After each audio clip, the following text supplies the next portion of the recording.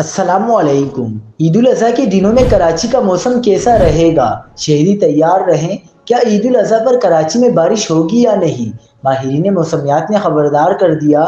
क्या आप हालात हाज़रा से आगाही हासिल करना चाहते हैं?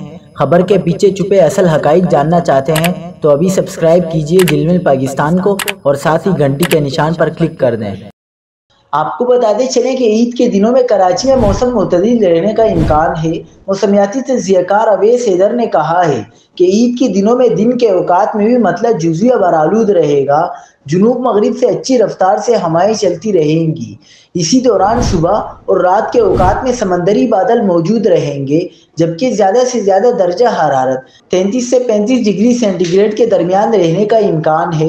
अवैस हैदर ने बताया कि फ़िलहाल कराची में बारिश का कोई इम्कान नहीं।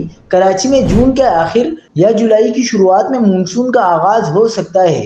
मानसून का सिलसिला वक्फे वक्फे से अगस्त के आखिर तक जारी रहने का इम्कान है। मौसमियाती तज्ज़ियाकार के मुताबिक 13 जून और उसके बाद सुबह और रात में बूंदाबांदी का इम्कान है। फिलहाल शहर में कोई हीट वेव का इम्कान नहीं।